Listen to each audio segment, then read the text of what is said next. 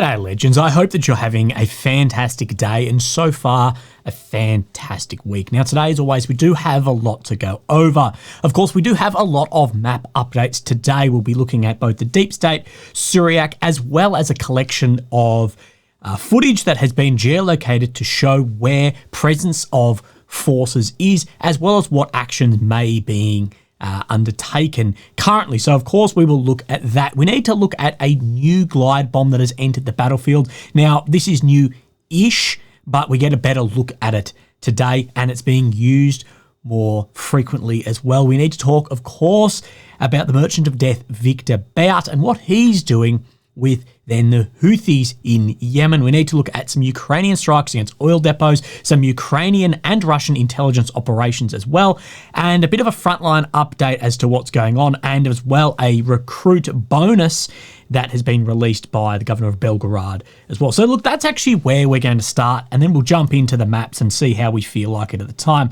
But one of the most switched on guys, I think, that really comments about this war, an ex-serviceman, Tataragami UA, has spoken about this. Some Western analysts mistakenly assume Russia has already failed in Ukraine, believing Ukraine just needs to maintain its pace until Russia is exhausted. This ignores the risk of internal crises in Ukraine and Russia offsetting its demographic losses with occupied territories. So the internal crisis we talk about here is this manpower shortage. Now I'm going to do a specific video speaking about manpower, conscription, and that 18 to 25 bracket as well that can't be conscripted, but what sits in there is the conscription, the mobilization of the men that sit in this bracket, the only hope to then stop this advance and then maybe even get back on the offensive at some point, but also how long will this take? And this is one of the mistakes that I have spoken about and I have been saying for a while, is that just at this pace right now, this is unsustainable. Currently, it can't just be this. Something definitely needs to shift. The exhaustion of the Russian forces, armor, the pieces of equipment here has not met those deadlines that many people have been speaking about for an amount of years. You can't rely on a victory being because of a failure somewhere else. What if Russia then choose to sit back in defensive posture and just extend? And of course here, speaking about these demographic losses with then Russia occupying territories, getting an amount of people here. We've saw this since 14, since 22, of course, then offsetting it like he speaks about here. Really interesting. But talking about then further recruitment here, not just mobilization, this has come out as well. Authorities in Russia's southwest Belgorod region, located on the border, have offered a one-time payment of 3 million rubles, which is 28,500 euros, which equals to just under 32,000 USD. That's the governor announcing it. Now, this is a hell of a lot of money for anyone, anywhere in the world, I'm very sure. But this is something, to get a perspective of this, we need to look at then the GDP within Russia, which is just 14,400 USD. But then we need to look at the PPP, the purchasing power parity, which is then 38,300 USD. So of course, things over there are significantly cheaper. Your bread, your milk, your fuel, and your purchasing power is significantly different. That is more of a number we need to look at. But either way, it tells us that this is a huge amount of money.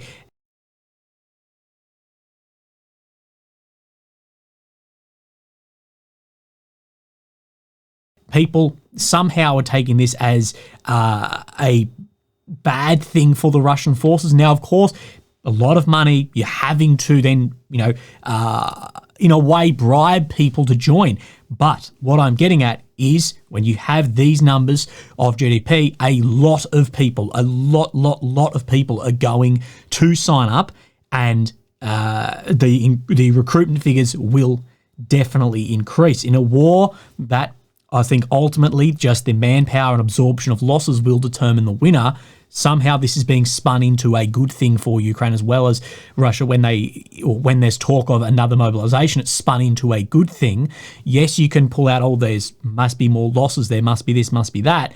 But ultimately, where I believe that manpower will be the determinant factor, things like this, when we haven't seen collapse of financial institutions like some have said, I can't see as a net positive for Ukraine. So we'll see how this then moves forward.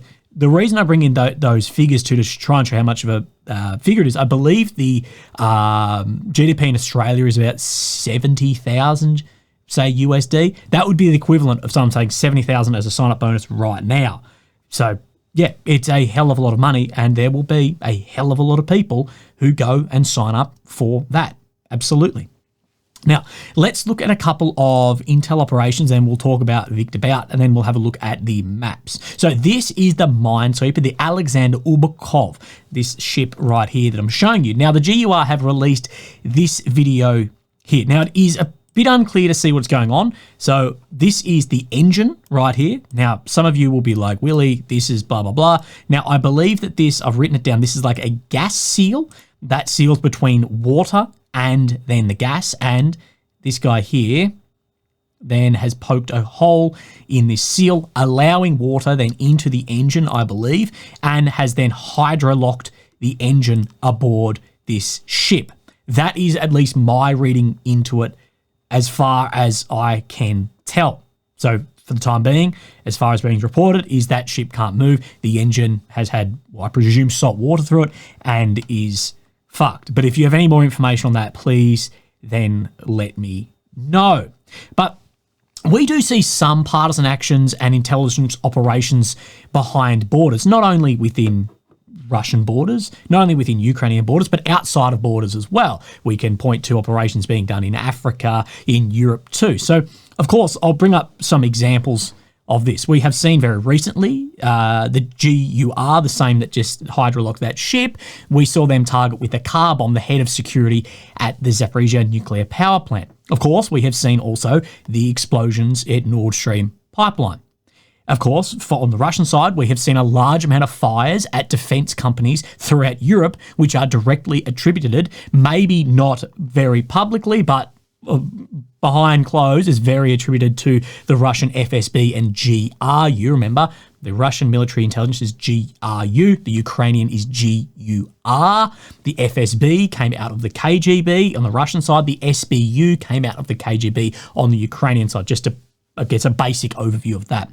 Now, of course, another one which is very interesting, I believe, is we saw the Russian helicopter pilot, Maxim Kuzminov. He flew that helicopter into Ukrainian-controlled territory. His colleagues were killed, but then he, in an intelligence operation by the Ukrainian forces to get that chopper and the parts and him across, but then he was later found in Spain, quote, riddled with bullets in a suspected Russian intelligence operation as well. Now, I spoke on this at the time, that this failure actually to protect Maxim, I do believe was actually a major blow, further than just him being killed, but it was a blow to other intelligence operations because it will jeopardize any further missions like this due to, well, look what happened to this guy. And that was promoted of what had happened to Maxim all through Russian pages and news as well, and it would further flow onto other people that were maybe considering defecting or being offered money to then swing some sort of plane or chopper across.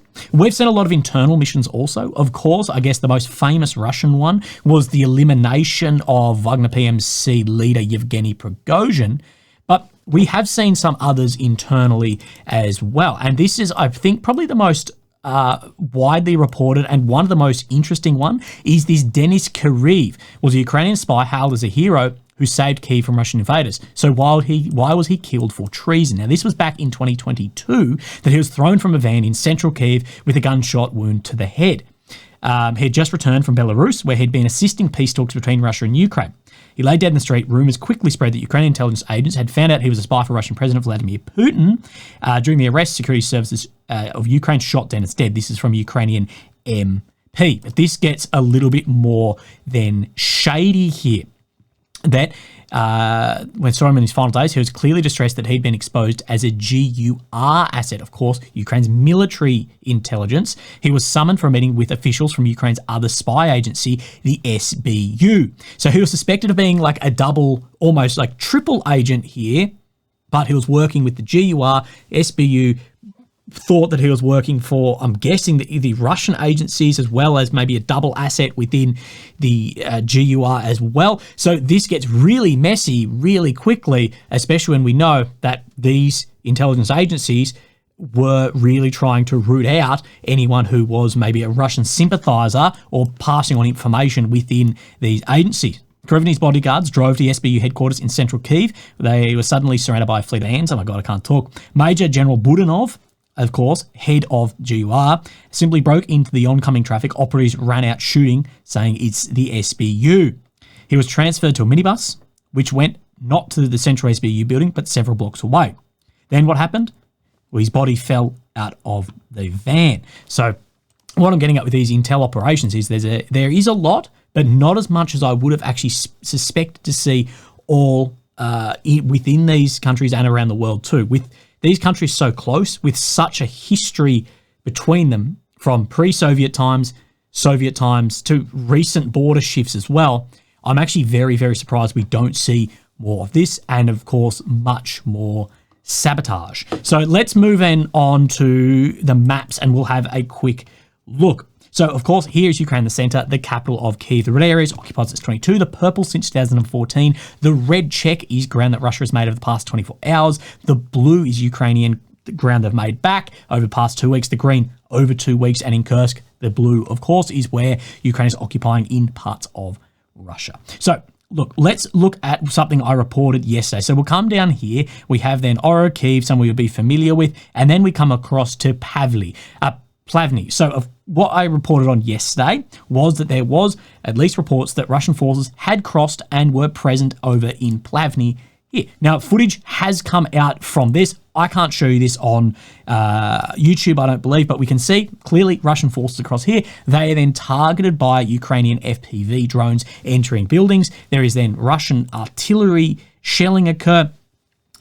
It's not 100% clear exactly what has actually occurred specifically in here, but we do have that geolocation of where those forces were moving. So, of course, there is definitely presence over in Plavny, as well as definite grey zone as it is a contested space. So let's have a look, of course, at what then Suryak says about this area. Situations up front, Russian Army crossed the railroad dam of Kamyansk, taking control over some positions at the northern part of the locality. The shortage of water volume in the Karakova reservoir was used by the Russian forces to make such landing on the other bank, where clashes with Ukrainian army continue. So definite crossing across there. Much beyond that, it is very, very hard to tell. So while we're down in the south, I just want to show you another geolocation that we have. No changes around here at all. We come into Staromorsky, and then just to the east, we have Zolota Niva, of course, shown in grey zone here. Now, there are Russian pages today claiming that Zolota Niva, by this geolocation right here,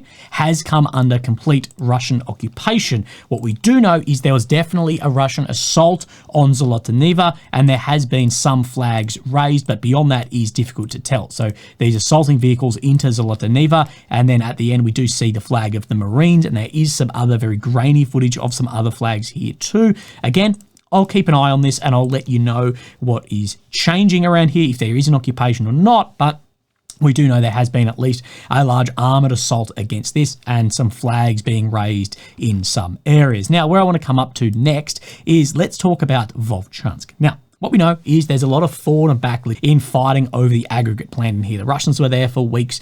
The Ukrainians they launched a special operations attack into here. And basically since then, the Russians have been absolutely flattening this area with everything from Fab 3000s to Fab 1500s and bloody everything else as well they can throw at it.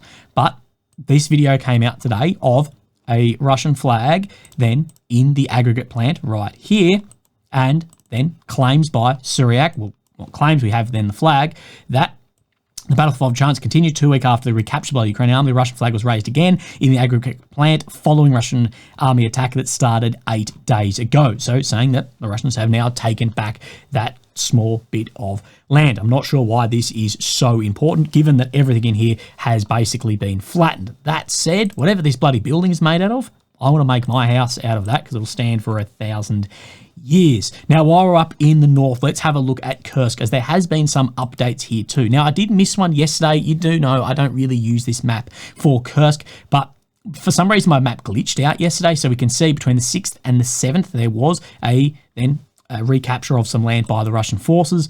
Again, And then let's move up to today. No changes shown on this map, but Suryak does show some changes in and around here as well. So the area we're going to look for is Lubakovka, which is right here, just to give you an idea of where pieces are saying recaptured by the Ukrainian forces, as well as far as Sverdlikovo in here too.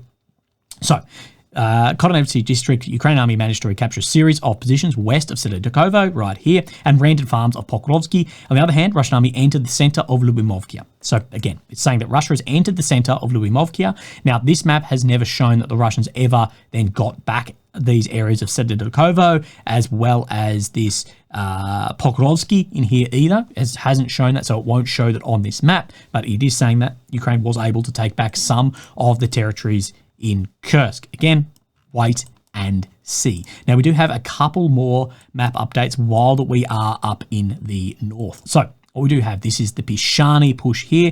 And what we do have is out from Novoselivsky, then a Russian advancement here in the direction of then the Oskil River. Of course, this is pushing out from Pishani, and this is creating more of a problem here that could split into a north and south element. And I believe, we've been talking about this for months, the Russians have made then another attempt to really cut off this as well with this footage that has come out geolocated to here. So this geolocation, if we take then, oh, can I zoom out? This Raihodka and Drzerny, this bridge right here is the geolocation, the footage I'm about to show you, but it is this geolocation, this bridge right here where my cursor is, of course, Raihodka, Drzerny. We see where that advancement is. Now, this is claimed to be a Fab 3000. I don't believe it is. To my eye, that is a much, much too small explosion for a Fab 3000, personally. Unless it went under the water slightly and set off, then yes, probably. Now, again, there is damage to this bridge, not said to be completely destroyed, but I believe we will see far more hits on that to try and split a north and south element, further restricting the logistics into this area. Now, while we're up in here, I do have another update for you. Just near, we've spoken a lot about Makivka up in this area and this Novodayani as well. So we're just going to zoom in just on here. Then Suryak maps open up. So let's have a look at this. On the Luhansk front, Russian Army recaptured some of the positions west of Novodayani, previously lost at the end of August. So just in this position here. Now, the easiest way to look for this is we look for what I am then referring to as the Lego paddock. So see this paddock right here? This is X shape right in here. So it's basically saying that across here has been taken back by the Russian forces in here. Now, I actually believe this area up through from Makivka, Nevsky, we will see significant changes on here because of where the changes are that many other maps are shown between Nevsky, Makivka, and now Suryak up in Novodayani as well. But again, we'll wait and see what then changes. Now let's get down into, this has then turned into green check from blue to green. There's a day where it has a transitional phase, so don't worry about this. And then we come down into Pokrovsk. Hernik front, we'll talk a little bit about Maxim Malinivkia in a second, but we see Zeleny Dershi moving to Zeleny Drui as well. Now, let's have a look at this because Suryak map shows for the sake of the ground in here and the fortifications and the build-up, a very large difference. So we take Zeleny Drui here, which is then this red dot right in here. So, of course, showing very different. And showing, of course, this other red dot, this is Zeleny Pershi, of course, near Hernik. So Russian Army took control of the forest adjacent to the trench system, northwest of Zeleny Drui. In addition, Russian forces made new advances to the salient east of the Vovcha River. So this area in here showing significantly different between then the Suryak map and then the Ukrainian deep state map. Now, as far as on this eastern side, actually shows fairly similar of the salient that has been made since, of course, Krasnohorivka as well. Now, we'll come down Massimilyivka, some slight advancement through here, through these blocks, just to the south of Hostry, somewhere we are familiar with. Now, let's come up into Horovka, of course, in the direction of Minigrad and Pokrovsk. We haven't seen too much movement up in here for a while, but Suryak is saying that Russian Army took full control over Horovka. So basically, we look at where then this reservoir is. This is the reservoir, up to the reservoir and across in here, taking all of Horovka. That is at least what than Syriac Maps is claiming in here. So as always, some differences shown between the maps. Of course, it's always very hard to tell. Wait for some more geolocations, as well as, I bet through the month as well, we will see some trickle feeding of some updates come through the maps also. Ukraine has had a successful attack against an oil depot in Feodosia in Crimea. So this was the footage that came out last night from a drone. We can see a number of these tanks on fire here as well. Say at least 3, maybe 4, maybe 5 of these oil storage tanks on fire, as well as some other fires, localized fires around this area as well. And then in the day-to-day, it is still burning very aggressively, with firefighters trying to extinguish the flame and stop it then, of course, spreading to other facilities within the oil depot. We've seen, of course, Ukraine conducting these attacks against Russian oil facilities throughout the year. Of course, these are a major part of Russia's economy, therefore the ability to finance and continue in funding the war. What we haven't seen is actually a major shift of then the finances available in the economic aspect to actually fund this war. We haven't seen a direct connection between this. We thought that we'd see this far more quickly than we have. Not yet have we seen a large impact for the ability for the troops and ammo and planes at the front line. Now let's talk about this new, I'll say, ish fab. So a video has come out. I'm not going to show you the full thing. I'll chuck it up on the Telegram if you'd want. But basically an edit of Su-34 pilots here dropping some of these weapons. Now, this video here, this is of a D-30SN. So it is basically just a glide bomb, a lot smaller one. You're talking about, I think it's 100 kilos of actual explosive, about 250 kilos all up. And you can see then the 4 dropping off those hard points underneath. You can go and watch this if you would like, but these do have extended range compared to, say, like a Fab 500. And what we have seen recently is these fabs reaching deeper and deeper. And I'll show you a photograph in a second just to compare. The autonomous flight range of a UMPD D30SN would be around 90 kilometers. At the same time, we should point out that there are 50 kilometers of relatively safe airspace left to the border with Ukraine. So this is talking about the bombing of area like Kharkiv from Belgorod. The estimates cannot reliably testify that the distance is 90 kilometers of these attack bombs. Of course, there's so many variables in this, as well as classifications too. The data already shows that D30SN has an attack range of 20 to 30 kilometers higher than the preceding generation of Russian glide bombs. The latter, when married to the 500 kilogram Fab, which you're most familiar with, can fly independently for 60 to 65 kilometers when launched at a high altitude by carrier moving at higher speeds. The Su-34 primarily. Now, the reason that these are interesting, just take a look at the back area of this and you can sort of see the smoothness of it. And you can see that this is just an evolution of something like the Fab 500, which is more just a strapped on pair of bloody wings and that guidance system as well. So of course, stick your hand out the window and do this, opposed to this, you're going to get a lot more range. And we have seen, you can see the smoother body of these here. We have seen these reaching deeper and deeper. And I do believe in winter, these will be causing a lot of problems, even if the front line really slows down, but the ability to target well behind the line at more stationary defensive positions and targets as well. That will continue on. There's no reason why the colder conditions should limit the planes in flying, but it will limit the amount of armored movement and logistical supplies, as well as increase the ability to actually spot that on thermal or through the snow when it's artillery or towed artillery systems as well. So I guess wait and see. This is going to be the first winter where we've seen these used absolutely en masse. So let's talk about the Merchant of Death, Victor Bout, and what he's doing at the moment. We'll talk a little bit more about this. The Victor Bout, the Russian arms dealer known as the Merchant of Death, walked out of a US prison almost 2 years ago in a trade with Moscow for US basketball star Brittany Griner. Now he's back in business trying to broker the sale of small arms to the Yemen-Iran-backed Houthi militants. Anyway, we continue.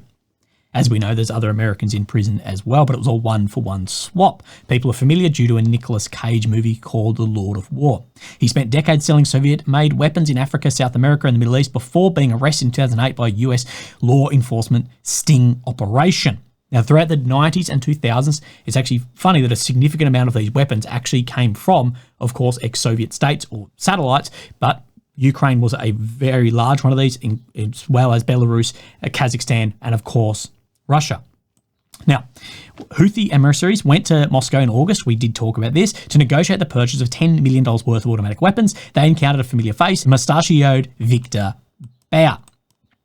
The potential arms transfers, which have yet to be delivered, stop well short of the sale of Russian anti-ship or anti-air missiles that could pose a significant threat to the US military's efforts to protect international shipping from the Houthis' attacks. Of course, we've seen those increase with missiles as well as drone boats as well. But there is no evidence that those missiles have been sent. So it stops short of this. There's no evidence this has happened. But any amount of that technology that's going to go through, or hardware, is going to go through Iran, through the Iranian Revolutionary Guard called the IRGC, who does help then fund things like the H guys, all the H guys, actually, I will say, too. I don't know if I can say them anymore on YouTube. But the advanced systems are not needed, I don't think. Look at the effectiveness of the Ukrainian drone boat Vex against Russian warships. I think that would be one of the biggest threats down here, would be just some amount of knowledge about using bloody jet ski parts and basic explosives and shape charges to have more of these attacks against ships. Of course, what this is doing as far as a global strategic sort of warfare is part of not only Belt and Road Initiative from China, but the North Sea route. So you limit up through Suez Canal, which the Houthis, of course, out of Yemen, are hitting these ships. Of course, that is either rerouting ships around Africa, which I believe is 8 or 9 days longer. Of course, more fuel, more salaries, delayed. So it's just costing a shitload more between Asia and Europe. Now, what is the other alternative here? We've got the North Sea route across the Arctic, which is actually shorter than both. Problem is, it's frozen over a lot of the year. What we have seen is that Russia and China are producing a shitload of icebreakers. When I say a shitload, it's still in the figures of, maybe 4, 5, 6, but for the amount of icebreakers built around the world, that actually is a shitload. Russia being the only country that produces, at least solely produces, nuclear icebreakers, some of that technology, and China is working with Russia, I believe, to build some of those nuclear icebreakers. And one thing I say in this is, when you think Russia, you think coal, oil, gas. You don't think, oh, they really give a shit about greenhouse gas emissions. They're not out there wearing a bloody feather hairband and strapping themselves to trees, which was very funny that Russia imposed some of the most harsh emission standard laws within the Arctic. The reason for this is, of course, if they're the only producer and operator of nuclear icebreakers around the world, they impose those against petrochemicals. Therefore, if a ship wants to move through there, they basically have to pay a Russian icebreaking charge to move through that section. There are other icebreakers, but they are, of course, run off diesel. They run off fossil fuels. So those emission laws really tighten down on it. They don't have the power and or the size to go through at any time of the year like the massive nuclear icebreakers have. So again, what I've spoken about is this is part of this whole strategic movement forward that I've seen. That Asia to Europe, bloody cargo route, massive amounts. If we can limit this, you're either going to have to be more expensive, limiting countries of which Russia see as they're opposed to, or you're going to have to pay us to go up over the top, as well as a number of train lines being built through Asia too. And that helps with the grain, of course. Russia's the largest exporter of grain in the world down into Asia. Asia's consuming a shitload more grain because there is a movement across to meat in a lot of those areas too, or eating more meat. So that's just something to be aware of. And I believe the Houthis are some of the most underreported importance of those strikes they're having against global shipping. I think it's very appreciated, the changes that could actually have, and how a country like Russia and China can be directly benefiting off this in many ways. I spoke a little bit about that policy change around how Israel, Gaza, Lebanon has a lot of benefits for Russia and China and other areas, relationships and optics from a lot of countries around the world. Anyway, legends, I believe that is all that I have for you today. It is. Have a great day, and I'll speak to you tomorrow. Thank you. Bye-bye.